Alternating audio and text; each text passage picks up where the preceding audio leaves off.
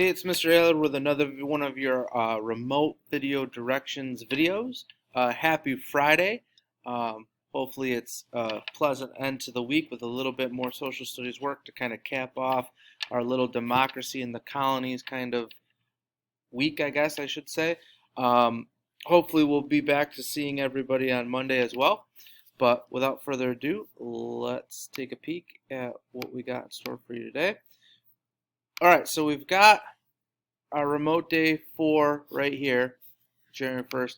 I haven't put this video in yet because some people have been saying they're not allowed to watch the video, and it's been making some issues with their going in order. So I'm going to put it in there, but I'm not going to make it part of the things you have to do.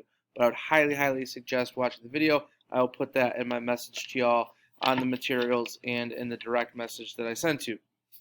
But real quick, vocab Jeopardy, a lot like, and we can see some people have gotten in there already. Remember, in Jeopardy, you're not answering a question. You're giving the answer. You're giving the question to the answer. So look for your clues in here and then decide which vocabulary term is being talked about. Okay, some of the vocabulary terms that come up in the clue will be highlighted and all that good stuff. Yes, I would like to leave that. Obviously, it's not going to go out of the folder for you guys. But what we're going to be looking at today, again, still kind of practicing the skill.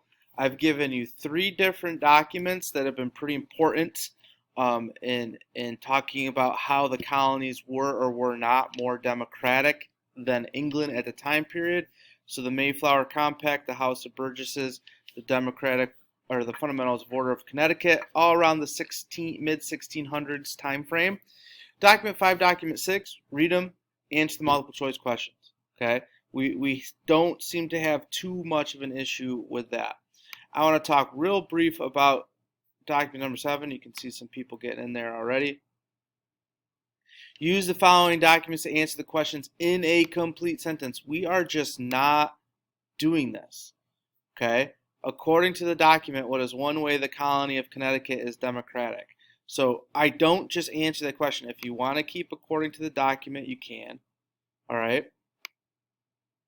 But one thing I can do if I want to do quick copy paste is I take out that question mark, I take out the question part, and I can say one way the colony of Democrat is, and then I just answer that sentence. If I would like to put according into the document in there, I can copy paste that as well and put that in there too. According to the document, one way the colony of Connecticut is democratic is.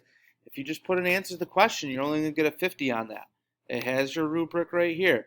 RAG. Student used parts of RAG. Student doesn't use RAG at all. You're going to lose all those points. Okay? So it's kind of a silly mistake that people are doing that I don't understand.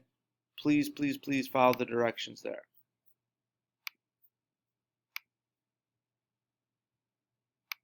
All right, go back. There is going to be a Zoom link up. There was a Zoom link up yesterday. We had about a dozen or so kids pop in, ask some questions, pop back out.